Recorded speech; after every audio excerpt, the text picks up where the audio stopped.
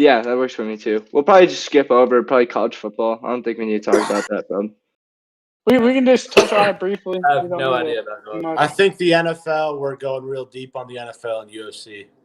I think. Do you guys? I don't think we should talk about the NBA. Do you guys want to talk about the NBA? I think NFL, UFC today. Yeah. NBA. Yeah. There's no. Hey guys, I was kind of right. NBA. All right. So for my NFL MVP, I did have Aaron Rodgers. That was definitely the best pick out of all of you guys. It was 100%. But I'm gonna go the running back because I feel like their production and the way they're able to do both now, passing and catching, MVP. I think Christian McCaffrey is gonna come up big. I feel like he is gonna rush for at least 2,000 yards, and then he might break that 1,000-yard receiving yard mark. So I feel like that's going to impress a lot of voters. I feel he's going to catch a lot of eyes, even though he already did last season.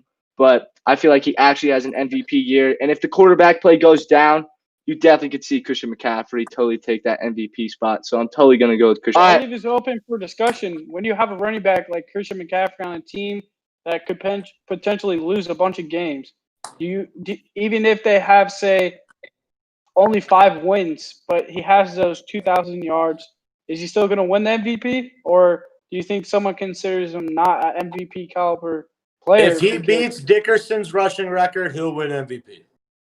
You think? I think it's going to take.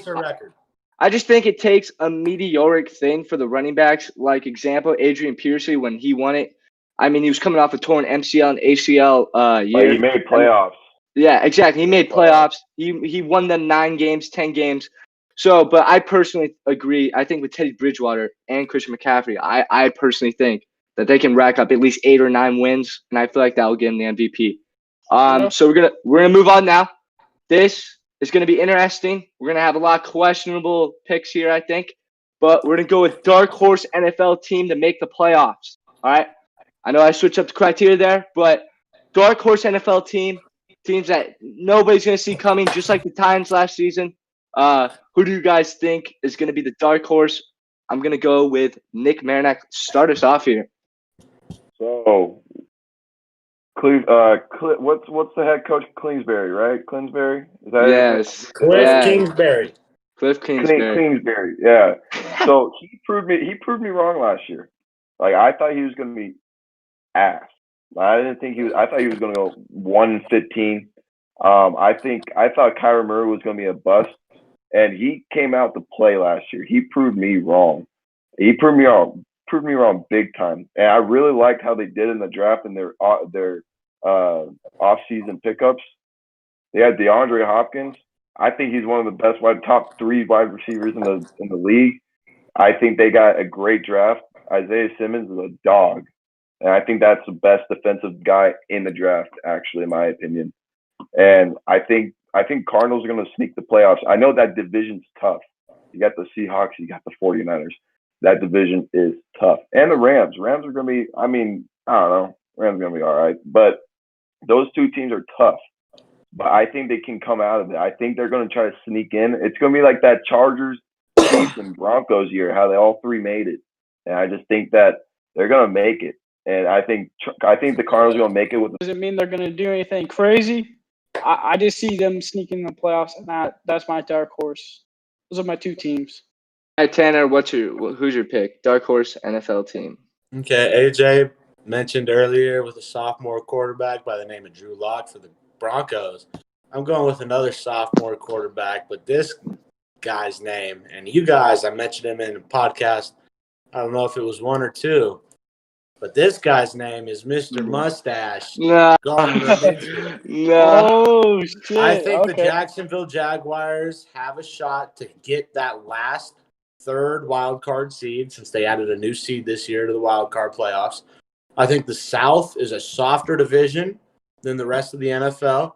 The Texans are good, but they don't always show up. And any Bill O'Brien-led team I don't trust worth a shit.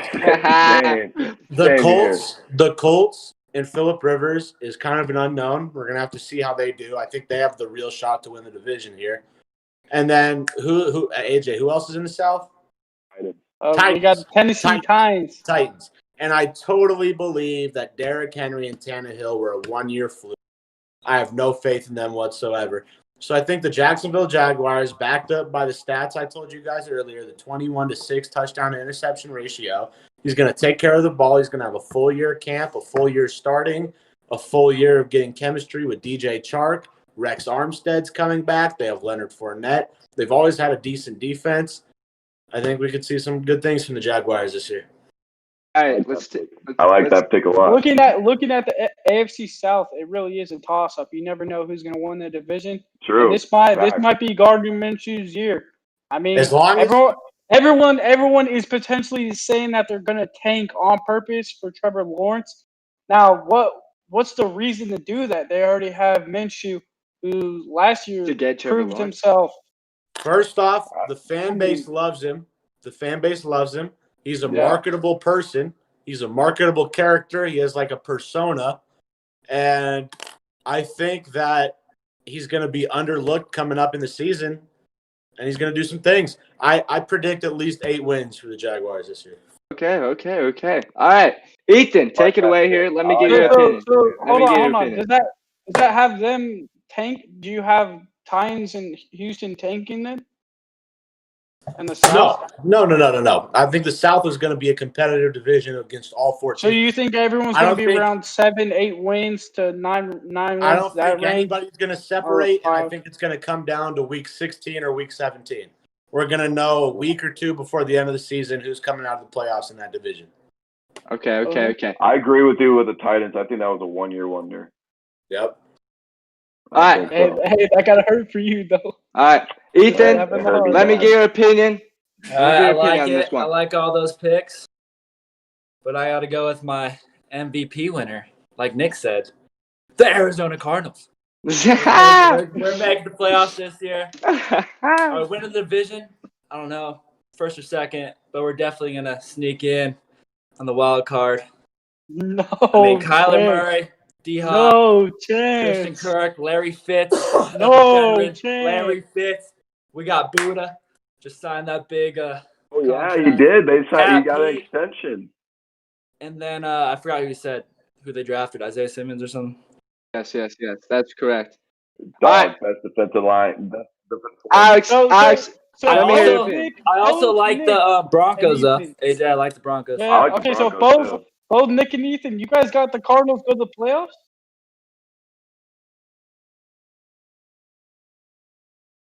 Okay, hold on. Before you go, Brett, I have one more that I think you guys might be interested in. The AFC East, in my opinion, is going to be the weakest division in football this year. In my opinion, it's going to be the weakest division in football. And I think a dark horse team, I already think the AFC East is going to be won by the Buffalo Bills. But I think a dark horse team coming out of that division, do not sleep on Sam Darnold and the New York Jets. Le'Veon Bell, year 2 in that system. Adam Gase. This is Sam Darnold's make it or break it year. He is either going to get an extension this year or they're not going to pick up his option and they're going to let him go. This is it. This is year 3, and he needs to prove it. So is he going to prove it? Question here is Gase going to get fired if they don't prove it? 100%. Question. 100%. That's why too many jobs are on the line. Yeah. Exactly. There's a lot of hot seats in the NFL, and I think Adam Gase is one of them, 110%. And I think Sam Darnold's just not going to get done. I disagree with that 100%. Jets have the opportunity. Jets do have the opportunity. Sammy D is a good quarterback. Right. I'm sticking with I really want what you guys are taking right now, personally. I see them sneaking in. But we'll see what happens. All right, now we're on to my dark horse NFL team pick. And I already know I'm going to get criticized for this one 110% by all of you. Because last year, everybody picked this team, and they were on the hype train. Cleveland Browns are making the playoffs this year. There's no doubt in my mind. They finally got a solid head coach and a good coaching staff. And Odell Beckham Jr. just looks a little bit locked in with everything going on in the world. I feel like he's more motivated to prove something. Jarvis Landry, that man, every time he steps on the field, guy. Don't interrupt me. At the end of the day, Jarvis Landry is going to be an impactful player. And they have Kareem Hunt. They have Nick Chubb. And Baker Mayfield, he is the only man. He has the most pressure on him in the NFL right now. He's got to get the job done in Cleveland. He's got to be like LeBron. He's got to step up and give those fans something to cheer for. I got Baker Mayfield and the Cleveland effing Browns. I like it. I like that Austin, pick. They just picked up Hooper, too. Tight end. Exactly. Yeah. So I feel like their talent. And also, they finally got an offensive line. They really emphasized that in the offseason. I feel like the run game is going to be extremely good, and that's going to open up the play action for them. I got the Cleveland Browns. No doubt in my mind. Did they draft Ezra Cleveland out of Boise State? I have no idea. I need to figure that out. Yeah, we all need to figure that out. Ezra Cleveland, the tackle out of Boise State. Yeah. I'm pretty sure they drafted. Look it up right now. If you could, Jamie, look it up, Jamie. Yeah, Jamie. Come on, Jamie. Look it up. Philip was supposed to be here to be our Jamie, but he's going to be here on Monday. Was it the Browns? Hey, we're talking. Browns first round draft pick. I'm not talking to you, you insecure fuck. But I'm telling you. We're talking to Nick. Hey, was he the first round draft pick? I think he was a second rounder, but he was their first pick overall. Okay, let's see. Just type in Ezra Cleveland. No, it was Jedrick Willis from Alabama. Jedrick Willis. Okay. Yeah. For him, he was a savage highlights. I gotta say. Who'd they get in the second round? Grant Delpit from LSU, the safety. Oh, that guy's a savage. I forgot about him. Savage. Okay, he is a savage. He can't tackle for shit. I will tell you why your dark horse is wrong, Brett. Whoa. I'll tell you why your dark horse is wrong. You got the Ravens and you got the Steelers. There's no chance. No chance. Oh, what? 40-year-old Big Ben Roethlisberger's going to take them looking like he just got off a McDonald's run? Stop it.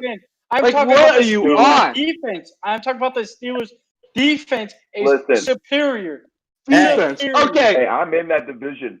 I'm a Ravens fan. Hold on. Sorry. Go. Big Ben healthy. A Big Ben healthy. No. He's a bad motherfucker. If we're talking about a healthy Big Ben back in his bathroom stall days, maybe. This is like 15 years later. He doesn't have the agility. He can't put his leg up on the toilet seat and cover the girl's mouth at the same time. It's not happening. He's not able to throw the ball. He's a changed man. I don't think you understand. No, I don't think the off-season work that Big Ben has been doing ever since the injury has been Big Ben. Okay. I think the Steelers are making the playoffs, and I think Big Ben is going to prove a lot of people wrong. I can see them taking one from the Ravens. It's called karma. His third pass, he's going to grab his elbow and go over trying to Mikey. Give up. He's going to give up after like week 2. Yeah. Once Juju finally gets double coverage for the first time in his career, it'll be over. All right. I don't know, bro. That defense is good. So now we're going to move on to UFC. We have a UFC event this weekend. I really want to talk about this, get your guys' opinion on it. But we got our first topic of the day. It is Anthony Smith versus Alexander Rakic. I just want to hear you guys' opinion. Anthony Smith coming off a loss, but he's 33-15. He had a championship fight against Jon Jones. And Alexander Rakic is 12-2. He's got a lot of hype on him. So I just kind of want to hear you guys' opinion, especially from AJ, Alex, and Anthony. Ethan, and Tanner. Let's start off with AJ. AJ, who do you think is going to win this main event? I mean, after seeing Anthony Smith's performance last time, it was the worst I've ever seen him. I don't know if it was him cutting weight that messed up his gas tank, but that was the worst gas tank I've ever seen by Anthony Smith. Now, the real question is he going to fix that? I mean, that's the issue that I see with Anthony Smith. He has a lot of upside. He has nice. I think he's nice with his hands, but I don't know. I don't see him coming out with a win. I see him losing. I see him. I think his career is coming to an end. Okay. Ethan, let me get your opinion on this. I'm going to go total opposite. I like Anthony Smith. He's been in the ring with some vets. Jon Jones, his last fight, it was against Glover, right? Yeah, Glover Teixeira, and he got murdered. He was winning, or from what I saw, the whole fight, and then his gas tank ran out. He got knocked out. But, I mean, the Lion Heart, he has heart. He's going to come back. Rakic is his name. I saw him. Rakic, he's a savage. Yeah. I think it's going to be close, though. I think it's going to be close. Yeah. Similar fight stuff. Way up. But I still think the experience of Anthony Smith, he's going to take it. I do think it's going to go like 4 rounds. It's going to be close, but I got to go with the Lionheart, man. Tanner, let me get your opinion on this. Honestly, I'm going to have to agree with Ethan on this one. I think we're seeing the classic gatekeeper situation against the up-and-comer. Kind of like we saw with Brunson and Shabazian. I think it's going to end up. I think it's going to end up like Brunson and Shabazian. I think Lionheart's going to knock him out in the first 3 rounds. I think Anthony Smith has a lot to prove. He's lost his last 2 fights to some dogs. He hasn't looked his best. We're coming up on 3, and if he loses this 3rd one in a row, then we're talking a possibility of being cut off the roster. So I don't think he wants that to happen. I don't think he's done. I don't think he's ready to retire. I think he wants another shot at the title. I think he's going to come down and put Rakic down pretty easy. Okay. My opinion on this main event, it's a talented main event, definitely. I like Anthony Smith personally. I felt like in the last fight, it was the first time with no crowd, and you really heard his corner push him way too hard, and that's my personal opinion on why he lost his gas tank. Alexander Rakic, though, is an explosive talent, and I feel like his striking ability and his explosive ability against Anthony Smith, I'm gonna have to go with Alexander Rakic on this one. I feel like he's young talent. I understand there's a gatekeeper position right there, but I feel like he's gonna come out on top. I feel like he's just too explosive and he has too many creative combos. I don't see this going to the floor at all. I don't see any takedowns being happening in this matchup. I just see Alexander Rakic coming out, throwing a lot of heavy combos. And I think Anthony Smith gets tagged around the jaw. I don't think he recovers. I feel like his jaw is wavering, and knockouts happening. Having 48 sure. 48 professional fights, I just feel like, it's time, Anthony Smith, to move on and maybe go to a broadcast booth. He's a very successful broadcaster, so we'll see what happens. My second topic. This is an interesting topic. A lot of beef between these two. Obviously, we want to see this fight. Francis Ngannou is coming in the picture. But Stipe Miocic, they had a little Twitter beef last time. Oh, did they really? Yes, they did. And Stipe Miocic said, Francis Ngannou doesn't entertain me as well. Guess I'm going to boxing. And then Francis Ngannou responded saying, is this your version of running away from me? So it looks like Francis Ngannou really wants that main event. Dana White says he's going to give it to him. Stipe is obviously backing out just like he did with DC. Oh, yeah, absolutely. I didn't know you wanted to talk. My bad. All right. What's your opinion? I think he's fucking him up, knocking him out. There's no doubt. All right. Stipe going to go to boxing. Would you like to see him go to boxing? Or do you guys really want to see him fight Francis Ngannou? Tanner, you're shaking your head. Let me get your opinion. He's not going to boxing. Let's be real. That's an absolute fucking joke. He's doing it to bump the numbers up. He wants to make it a super fight. He wants the money because he knows Francis is going to knock him the fuck out. The first time they fought, Francis was nowhere near where he is today. He is much more skilled, much more technically proficient, and he is a fucking scary human being to get hit by. So, with that being said, Stipe's bumping these numbers up because he wants one last payday before he goes to sleep on the canvas and goes home and takes care of his little kids. He's done after this fight. He's not fighting a rematch against Francis. It's going to be Francis, Jon Jones, and fucking Francis is going to retain the heavyweight belt and send Jon back to light heavyweight where he belongs. Unbelievable. What a take. All right, Ethan, take it away. I could not agree more with this man sitting to my right. He said word for word perfectly. Francis Ngannou. is a scary motherfucker. One hit. Stipe, I mean, Cormier's hits, they're not that powerful. But you get a man like Francis, I say first round. Stipe's never been hit like that. He touched Rosenstrike with his pinky and put him to sleep. Put him to sleep. After that one, that's what he's coming off. He basically bitch slapped the guy to sleep. With one shot. You connect with a solid to the chin. I don't care who you are. From that man, as hard as he can go, your entire body's shutting down. I don't care if you have the biggest fucking heart in the fucking world. Yeah, that dude. You could have all the will. You're going to sleep. That's okay. it. Okay. AJ, let me get your opinion on this one. Stipe Miocic and Francis Ngannou. Do you think he's going to boxing? Stipe is a man. Stipe is a man. Yeah. He's the best heavyweight ever. He's not going to be stopped. It's gonna be a little bump on the road for him. Stipe wins. Francis has made a joke. On to the next. Oh! Going to the complete opposite. I just feel like that pause killed me. Just pause in the camera. Just like, I don't know. All right, Alex, do you have an opinion on this? Do you think Stipe's going to go to boxing?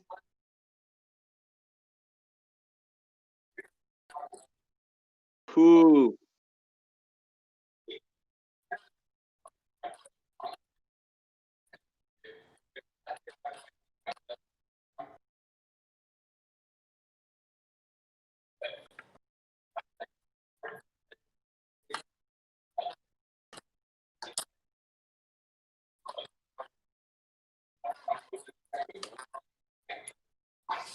And that's a big man.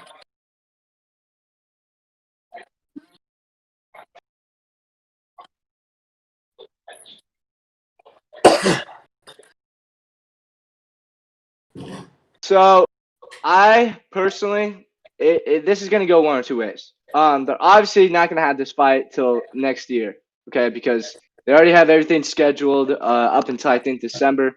And Francis Ngannou and Stipe, he's obviously going to want to take some time off and heal his chin. I don't think personally he's going to go to boxing. I feel like boxing is just way too much for him, and also it's just way too much for a promotion. I feel like he can't even promote a fight. He's from Cleveland. He's a fireman. He doesn't really have that many fancy things to say about his opponent. He's a respectful guy, so I don't think he's going to boxing. In terms of what I think, when these two face off in the octagon, I think this could go one or two ways. I think Stipe is a better strategist than Francis Ngannou.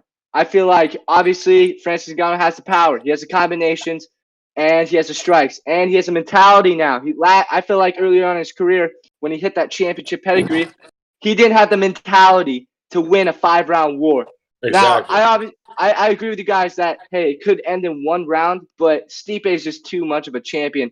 I feel like we see a 5-round war here, but I'm gonna have to say here, Francis Ngannou is going to come out on top, and he's going to prove to everybody that he can go 5 rounds and that he can face off against the best of the best, and he's going to get the championship. I think he's going to win it in the 5th round. He's going to sleep him. It's going to be one of the best fights ever, and that's when we see Stipe right up into the sunset and go his wife and kids in Cleveland. And also, I feel like he's a fireman now. He's got bigger things to worry about. He's already the greatest heavyweight of all time, but Francis could take that away from him if he wins that championship fight. So we'll see what happens. But I personally just believe. Listen, I will take the quote directly out of your mouth.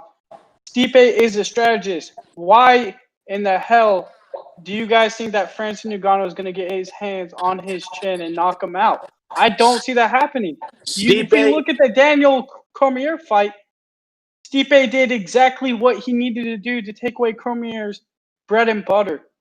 That's what he's going to do. He's going to pick him apart. That's why he's been the greatest fighter in heavyweight. Cormier landed so many clean shots to that motherfucker's dome. Let's not act like Stipe didn't eat them. But let's see if you're going to eat 50 plus of those same punches from Francis, who is a foot taller than DC and fucking an anaconda's length fucking longer. I mean, it's ridiculous. I don't even know. See, now, I'm curious to see how the coaches would take their strategy. Are they going to even let Stipe keep it on their feet, or is Stipe straight up going to take him down? If you looked at the DC fight, Stipe almost took down DC multiple times. That's true. And he had him pinned against the fence most of the time. Francis is too strong, in my opinion.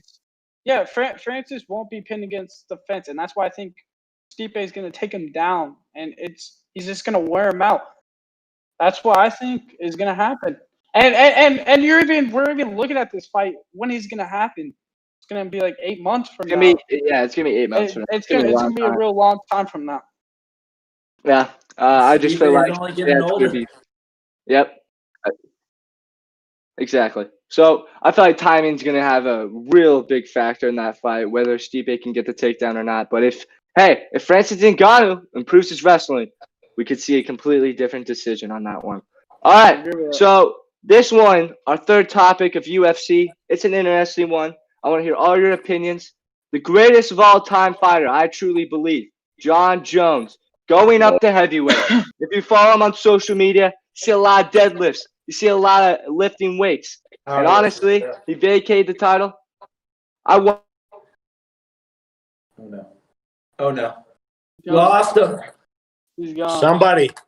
Patrick Smith, what's up with the Bye, Brett. No, I'm telling you, he should just use his cell phone because his it's all good. dropped It's all good.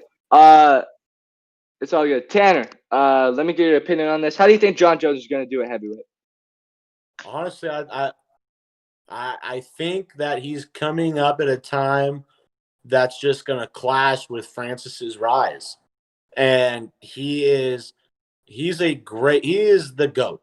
Don't get me wrong. Don't get it twisted. He is the GOAT when it comes to mixed martial arts.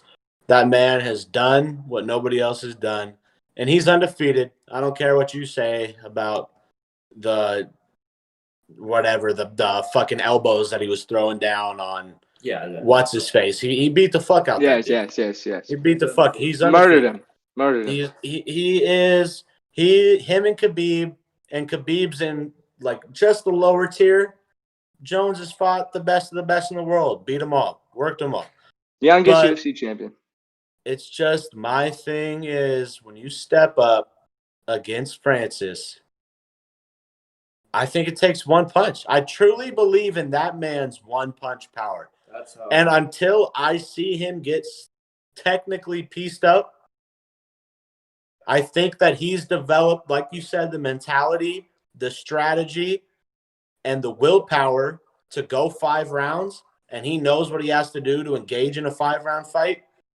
But the fact that you pair that mentality up and that mindset up with somebody who could sleep you with an off, barely touched punch, that's a scary individual, and it's somebody that I don't think we've ever seen. And if he gets his wrestling to a degree that Jones doesn't just push him up against the cage, take him down, and throw his ground and pound on him, then I think Francis is going to hold the belt for a while. AJ, what's your opinion? I mean, the problem I have with Francis Ngannou is you look at the guy on his feet, he has all the power he has. He has the knockout capability of anybody. But my issue is the ground game. If you look at his weakness in the past of his career, if you get him on the ground and wear him out for 2 rounds, that power won't be the same. It's not going to be there. His gas tank will be wasted, or by then he would be submitted. He really needs to elevate his ground game and his wrestling to another level if he wants any opportunity at winning a championship. You can only depend on staying on your feet for a certain point in time. Eventually, there's going to be a fighter as smart as Jon Jones or Stipe Miocic that will not end his career, but will take away a fight from him just because of that reason. And I mean, that's all I have to say. I mean, Stipe won't be fine for a while. Jon Jones, now that fight could happen with Francis early, but the thing is, does Francis want to go fight Jon Jones at heavyweight? I mean, I feel like Jon Jones just wants to stay at light heavy, in my opinion. No, he's coming up. He's already. Oh, he's coming up. It's already announced. He's coming up for sure. It's already He's announced. already announced. Yes, 100%. Locked in. I don't know what to say then. I mean, it's gonna be an interesting fight. It's gonna be an interesting fight. Dude, Okay. Ngannou is gonna fucking murder this. Ngannou better be in a Shark Tank. 3 guys wrestling him for fucking 3 hours a day, every day, if he thinks he has a chance against Jon Jones. Jon Jones has never been hit by this kind of power. That's what it is. Ngannou's power is fucking insane. Did you look at Jon Jones' last fight? What's that guy's name? I totally forgot his name. Dominic Reyes. Dominic had the sleeping power of the UFC that everyone was talking about. Of Ngannou, a heavyweight. I mean, he still in his division. He had the strongest hands. I know, but we stepped up. I know we step up a division, Reyes' but powers. the thing is, Jon Jones is lighter and quicker. And you look at him fight Dominic, he was avoiding most of the punches. His capability to avoid a bad situation is honestly, it's great. No, I know that. It's great. It's great. That's what I'm saying. Like, how do you not see Jon Jones bringing this to the ground? You already know this is going to be a ground game fight. And if it's going to be on its feet and Jon Jones can't take him down, that's going to be a big problem. And that's when, if it's a 5-round fight, round 4, round 3, that's when Jon Jones will be going out and he'll be slept. All Ngannou needs to do is just rush him like he did the Rosenstrike and fucking it's over. Jon Jones can do it. Yeah, but there's too much respect for Jon Jones. He doesn't have the knockout power for Ngannou to do that. You're telling me Ngannou's just gonna blindly go in at one of the best fighters ever in the UFC and just expect to knock him out? That's what you truly believe. That's what you think their coach's strategy is going to be coming into the fight. Not the strategy, but I think that's all it takes. That's all it takes. Okay. 1-2 punches. Okay. This isn't any pushover fight, and I think it's going to go all 5 rounds. And Jones is going to win. All right, that's some impressive stuff. Impressive takes right there. Personally, I think I've never seen a heavyweight fight go after the first round besides Deep in Cormier. True. Personally. True. But I personally think this is going to be the biggest test of Jon Jones' career. I think that's what the fight we're going to see, Francis Ngannou versus Jon Jones. I think it's going to be a really impressive fight. I think this is going to be one of the most strategic fights you'll see in the UFC history, especially on Jon Jones' side, because he has to stay away from that power of Francis Ngannou. I really don't know how Jon Jones is going to hold up. I've never seen anything like this before. I've never seen a light heavyweight move up to heavyweight. And I mean, we have seen it this year, DC. but not DC. Yeah, what do you mean? But I mean, I just personally think that Jon Jones is not. We've seen DC at heavyweight. He started off at heavyweight first in his career.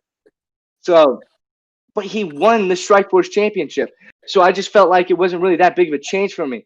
I mean, Jon Jones hasn't stepped in with a heavyweight before, so I still think Jon Jones is the greatest of all time, and I don't know who's gonna win this fight. This is obviously one of the most difficult fights to pick, but I'm just gonna have to go with the GOAT here. I think Jon Jones is gonna get it done. I mean, Francis Ngannou, he has the power, but I think his mobility and agility gets it done for him. I think Jon Jones got it. He's a different animal. He's a different animal. Until I see Francis Ngannou, actually have some strategy to him. I don't know how it's gonna go. Our final topic of the day, it's going to be the co-main event for tomorrow night's fight. I just kind of want to hear you guys' predictions before we end this. Robbie Lawler versus Neil Magny. Ethan, start off. Lawler, from what I saw, he's a brawler. He lost his last 3. He's old. Neil Magny won 4 out of the last 5. He's on his way up. And I think Magny's I think Lawler's done. He's lost his last 3. I think this is 4, and I think after this, it's over. Absolutely. Adios, Lawler. Yeah, adios, Lawler. Legend in the game for sure. Tanner, what do you think? Neil Magny versus Robbie Lawler. Well, I agree 100%. Robbie Lawler is an absolute legend. That fight with Condit was one of the greatest rounds of UFC history. That final round, I mean, they gave everything they had in the gas tank. There was absolutely nothing left. Yeah. But Neil Magny, I think he's going to use his reach. He's going to use his length. He's going to keep him at distance. He's just going to fuck him up. He's going to piece him up. It's going to be quick, technical, precision. Yeah. And I don't think Lawler really has much of a shot. I think this is basically fulfilling his UFC contract, and he's going to be released. Yeah. You agree with that, Alex?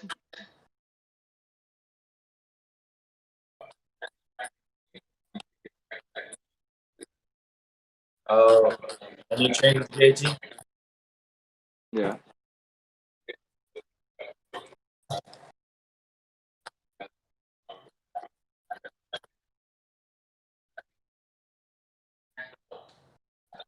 They really need to have a Coach of the Year award. I feel like do they have a Coach of the Year award for the UFC? Okay.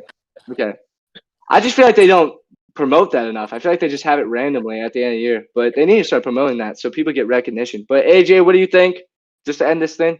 Oh, he's coming back. Can you guys hear me? Yeah, we can hear. You're good. Okay. I mean, me personally, I like Lawler. I mean, I've watched him fight most of his career. Him as a veteran, just the time in the cage, I think for some reason, just as a veteran, he's just gonna pull off a win.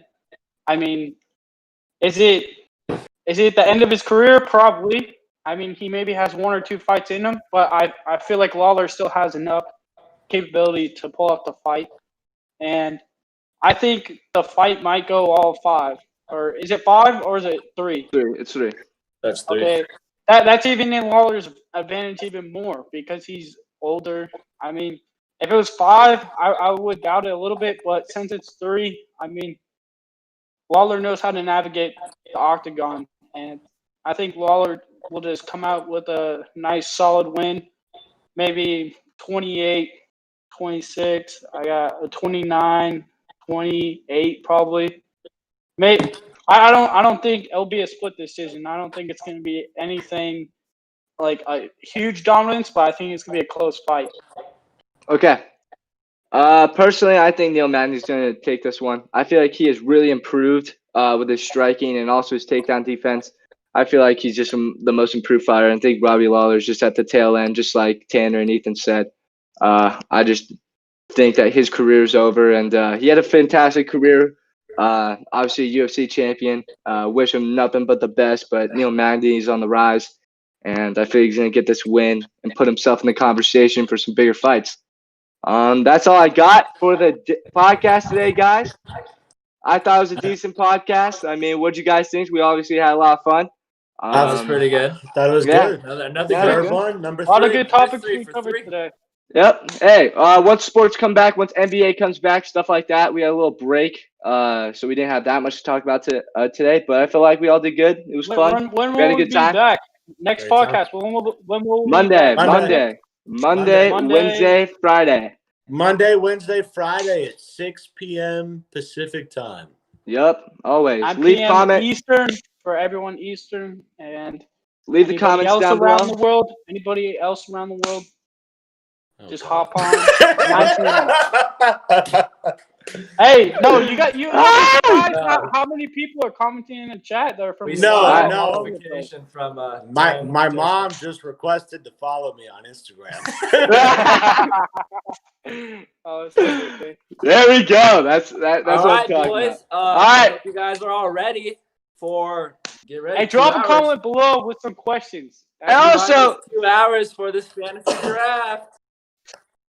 We should live we should fucking play. I think we live. We should make this live. Yeah, I got some ways to go, but I definitely think you guys should do that. Fuck it, I can't. Somebody asked me to moderate. It's too much. Yeah, we gotta focus. This is a big upcoming. This is $100 league, baby. Hey, did you turn off the stream?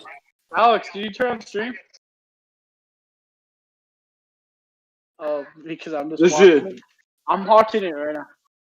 What?